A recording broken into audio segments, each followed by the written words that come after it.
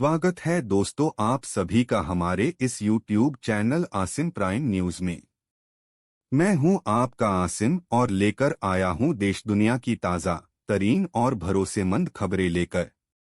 आइए शुरुआत करते हैं। ईरान, इजराइल और अमेरिका जैसे देशों से निकलकर आई है बड़ी अपडेट और हमारे साथ जुड़ चुके हैं अशोक कुमार पांडे और स्वागत करते हैं अशोक जी का आज की सबसे बड़ी खबर देने के लिए है। देखिए ये पूरी रिपोर्ट, शुरुआत कीजिए अशोक जी। नमस्कार, मैं अशोक कुमार पांडे और स्वागत है आपका टीसीएच पर। भारत की मीडिया ने शायद ये डिसाइड कर लिया है कि दुनिया में इतनी बेइज्जती देश की करा दो कि कोई आपका दोस्त न रहे। वैसे तो नरेंद्र मोदी सरकार ने अपनी हरकतों से ही लगभग सारी दुनिया को दोस्ती से खारिज कर दिया है। लगभग सारी दुनिया के दोस्ती के लिस्ट से वो बाहर निकल आए हैं। बांग्लादेश तीस्ता वाली जो परियोजना है उसमें चाइना को लेके आता है, मालदीव चाइना के करीब जाता है, बाकी सब तो आप जानते हैं, मैं लगातार बात करता ही रहता हूं। ईरान वाला मामला आप पूरा का पूरा देखिए। आप अच्छी तरह से जानते हैं कि ईरान में वार शुरू होने से पहले नरेंद्र मोदी जाते हैं इजराइल और इजराइल से बाकायदा घोषणा करते हैं कि हम इजराइल के साथ हैं। 2 दिन बाद हमला हो जाता है, खामनेई साहब शहीद होते हैं। नरेंद्र मोदी के मुंह पर एक शब्द नहीं आते हैं, किसी तरह की कोई श्रद्धांजलि नहीं दी जाती है। वो सब कहानी आप जानते हैं, वो दोबारा बताने की जरूरत नहीं है। लेकिन इसके बावजूद ईरान ने अभी तक भारत को अपना दुश्मन नहीं कहा है और लगातार भारतीय जनता का शुक्रिया कहा है, भारत को अपना पुराना दोस्त कहा है। यानी ईरान भारत के साथ रिश्ता बना के रखना चाहता है। लेकिन हमारा जो सोशल मीडिया है और हमारा जो खास तौर पे गोदी मीडिया है, उसने शायद कसम खा ली है कि दुश्मन बना के छोड़ना है, भारत को एकदम अकेला करके छोड़ना है। कल एक प्रोग्राम में, इंडिया टीवी नाम का एक चैनल है, उस पर एक प्रोग्राम चल रहा था और उस प्रोग्राम में संगीत रागी आया हुआ था। दिल्ली यूनिवर्सिटी में पढ़ाता है संगीत रागी और संगीत रागी एक बार मेरे साथ मंच पे रह चुका है। दोबारा तो कभी बुलाने की किसी की हिम्मत नहीं हुई, लेकिन एक बार मेरे साथ मंच पे वो आया था। मेरे ख्याल से आज तक का प्रोग्राम था, उसमें मेरे साथ मंच पे आया था और उसको मैंने बताया था कि बदतमीजी क्या होती है और यह भी मैंने बताया था कि हकीकत क्या होती है, और वहां से मुंह चुरा के भागा था वो। लेकिन टीवी चैनलों का दुलारा है, वहां पर लगातार बदतमीजी करता रहता है और दिक्कत यही हुई है कि हमारे यहां इंटरनेशनल मामले जो हैं अब वो टीवी पे डिस्कस होने लगे हैं। तो उसने टीवी पर बोलते हुए कहा कि जैसे अर्जुन ने ब्रह्मास्त्र चलाया था, अब अमेरिका को ईरान के ऊपर ब्रह्मास्त्र चलाना चाहिए और ईरान को खत्म कर देना चाहिए। ईरान जो कुछ कर रहा है उसके चलते ईरान को खत्म कर देना चाहिए और कहा कि ईरान गुंडागर्दी कर रहा है। पहली बात तो ये संगीत रागी और तुम्हारे चैनल से मैं ये कहना चाहूंगा कि अगर अमेरिका की औकात होती और अमेरिका के हाथ में होता तो ईरान को अब तक खत्म कर चुका होता। अमेरिका की औकात नहीं है। शायद तुमने कल वो वीडियो नहीं देखा कि सिर्फ 8 जहाज गए थे कल स्ट्रेट ऑफ हॉर्मुज से और आज सिर्फ 3 जहाज गए हैं स्ट्रेट ऑफ हॉर्मुज से, और ये तब है जब आधी नेवी अमेरिका की लगी हुई है वहां पर और अरब मुल्क अमेरिका के साथ शाना बशाना होकर साथ दे रहे हैं ईरान पर हमले का। और ईरान ने अकेले अरब मुल्कों में अमेरिकन बेसिस पर तबाही मचाई हुई है। 12 दिन की लड़ाई हुई थी और इजराइल की हालत खराब हुई थी। 8वें दिन रोने लगा था, अमेरिका के हाथ पांव जोड़ने लगा था कि भैया आओ और हमको बचाओ। इस बार लड़ाई हुई और अमेरिका को झुक के समझौता करना पड़ा। फिर लड़ाई हो रही है और फिर देखना अमेरिका झुकेगा। तो पहली बात तो यह कि औकात नहीं है, और दूसरी बात, उससे भी बड़ी बात, कि अर्जुन सच के साथ थे। अर्जुन ने उनके ऊपर ब्रह्मास्त्र चलाया था जो गलत के साथ थे। हक के साथ अर्जुन थे, उनका हक छीना गया था। उनको 5 गांव की जमीन देने को भी तैयार नहीं था दुर्योधन, इसलिए लड़ाई लड़ने गए थे अर्जुन। यहां हक के साथ ईरान है।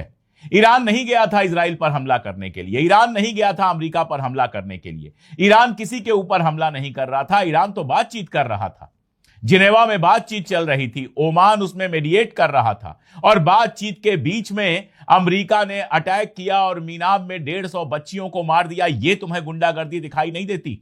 150 स्कूल जाने वाली बच्चियों को मार दिया स्कूल के अंदर, वो तुम्हें दिखाई नहीं देता संगीत रागी? तुम्हें यह दिखाई नहीं देता कि आगे से हमला करके वहां के सुप्रीम लीडर को शहीद कर दिया गया? यह गुंडागर्दी तुमको दिखाई नहीं देती? यह गुंडागर्दी तुमको दिखाई नहीं देती कि ऑपरेशन सिंदूर को लेकर रोज नरेंद्र मोदी को बेइज्जत करता है, रोज यह बात कहता है कि मैंने रुकवाई जंग? तुम्हें यह दिखाई नहीं देता कि ट्रेड डील में भारत के ऊपर गुंडई चलाकर ऐसी ट्रेड डील, ऐसे टैक्सेस लगाने की, ऐसे टैरिफ लगाने की बात हो रही है जो भारत की जनता के लिए नुकसानदायक होंगे? तुमको यह दिखाई नहीं देती गुंडई कि भारत तेल किससे खरीदेगा यह तय करने की कोशिश करता है अमेरिका। कहता है रशिया से खरीदोगे तो 100% टैरिफ लगा देंगे, फला से खरीदोगे तो 50% टैरिफ लगा देंगे। तुमको यह दिखाई नहीं देता है कि चाबहार पोर्ट जहां हमारे हजारों करोड़ लगे हुए हैं, अमेरिका खास उसको निशाना बनाता है और अमेरिका का मिनिस्टर उसका वीडियो, उसका फोटोग्राफ पोस्ट करता है कि कैसे चाबहार पोर्ट पर हम लगातार बम बरसा रहे हैं और उसको बर्बाद कर रहे हैं। वो तो हमारे हिंदुस्तान का पैसा बर्बाद हो रहा है क्योंकि चाबहार पोर्ट को हम डेवलप कर रहे थे। जब चाबहार पोर्ट के लिए समझौता हुआ था, नरेंद्र मोदी उसको अपनी जीत की तरह बता रहे थे, अपनी एक उपलब्धि की तरह बता रहे थे। और चाबहार पोर्ट अगर चालू हो गया होता तो हमारे यहां ईरान से सीधे पेट्रोल डीजल आता, सीधे गैस आता, हमको किसी तरह की कोई प्रॉब्लम झेलनी ही नहीं पड़ती, स्ट्रेट ऑफ होर्मुज की जरूरत पड़ती ही नहीं। लेकिन टीवी चैनल पर बैठकर घटिया बातें करना, एक पूरे मुल्क को खत्म कर देने की बात करना, ब्रह्मास्त्र की बात करना, यह कहना कि या तो एटम बम गिरा दे या वैसा ही कोई बम गिरा दे, टीवी का सिनेमा है, कंप्यूटर का गेम है या तुम्हारे दिमाग का कचरा खाना है। तुम्हें यह नहीं पता है कि अगर एटम बम गिरता है तो क्या होता है? तुमने नागासाकी और हिरोशिमा के बारे में नहीं पढ़ा है? तुम नहीं जानते हो कि भारत एटम बम के खिलाफ रहा है हमेशा? और तुम टीवी चैनल पर बैठ के कह रहे हो कि या तो एटम बम या वैसा ही पूरा बम गिरा के कोई पूरे ईरान को खत्म कर दे। ये हमारे यहां पैनलिस्ट हैं जो टीवी चैनलों पर बैठते हैं और यही वो टीवी चैनल हैं, ऑपरेशन सिंदूर के समय के यही वो टीवी चैनल हैं। कभी दिखा रहे थे कराची जीत लिया, कभी दिखा रहे थे कि हमला हो गया कराची के ऊपर, कभी आसिम मुनीर भाग गया, कभी शहबाज शरीफ भाग गया, कभी लाहौर पे कब्जा हो गया, कभी शहबाज शरीफ गिरफ्तार हो गया। ये सारा नाटक जो दिखा रहे थे ऑपरेशन सिंदूर के वक्त, जिसके चलते दुनिया भर में हमारी बेइज्जती हुई है, वही चैनल हैं जो बैठकर यह तय करने में लगे हुए हैं कि ईरान किसी भी तरह भारत का ऐसा दुश्मन बन जाए कि पूछिए मत। ये भूल गए हैं कि जब संयुक्त राष्ट्र में कश्मीर का मामला गया था, उस समय ईरान आपके साथ खड़ा हुआ था, इसलिए वो मामला आगे नहीं बढ़ा था। ये भूल गए हैं। ये भूल गए हैं कि जब सारी दुनिया ने सैंक्शन लगाया हुआ था, उस समय ईरान ने हमको तेल दिया था जो न केवल सस्ता था बल्कि जिसके लिए पैसा भी नहीं मांगा था। उधार में यह तेल दिया था, जो पैसा था वो भारत के बैंकों में जमा हुआ था और उससे सामान खरीदकर ईरान ने अपने यहां मंगवाया था। यह मदद तब की थी जब सारी दुनिया ने आपके ऊपर सैंक्शन लगा दिया था और कांग्रेस की सरकार नहीं थी, अटल बिहारी वाजपेयी की सरकार थी। उस समय यह मदद की थी ईरान ने हमारी, लेकिन ये सब भूल गए।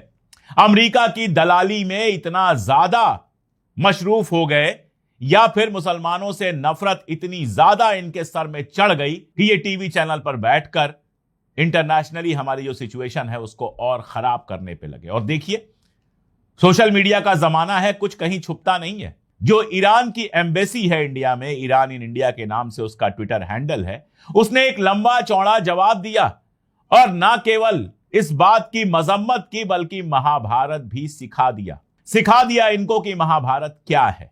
महाभारत में जो पूरा ब्रह्मास्त्र का मामला है वो क्या है, सब समझा दिया। मैं आपको एक बात बताता हूं, अगर इन्होंने महाभारत पढ़ी होती तो शांति पर्व भी पढ़ा होता, और शांति पर्व पढ़ा होता तो देखा होता कि कैसे युधिष्ठिर को अफसोस था। सारे दुखी थे महाभारत खत्म होने के बाद, कोई खुश नहीं था।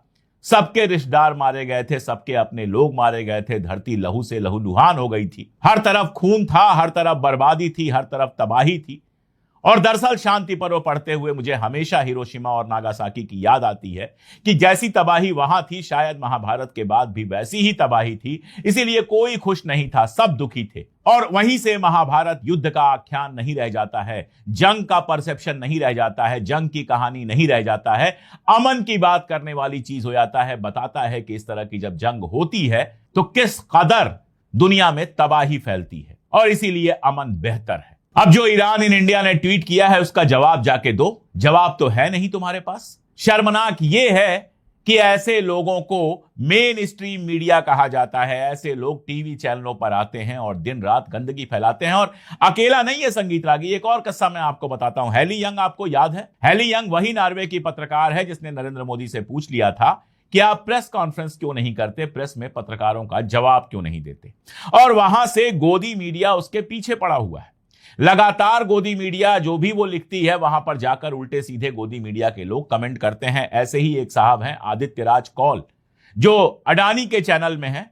इजराइल गए थे, नेतन्याहू के साथ तस्वीर आई थी, वो सब आप जानते हैं। अब कौल साहब ने हेली यंग के एक ट्वीट पर लिखा कि ये पैसे कमाने के लिए और ट्विटर पर इंगेजमेंट करके पैसे कमाने के लिए नरेंद्र मोदी के खिलाफ लिखती है या नरेंद्र मोदी से सवाल पूछती है। अब हेली यंग तो जर्नलिस्ट हैं, पुरानी जर्नलिस्ट हैं।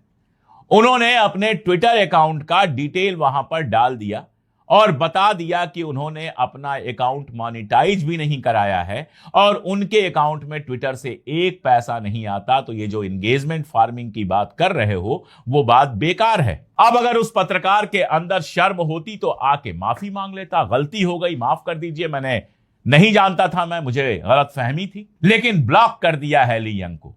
जब बर्दाश्त नहीं कर पाते हो तो ब्लॉक कर देते हो।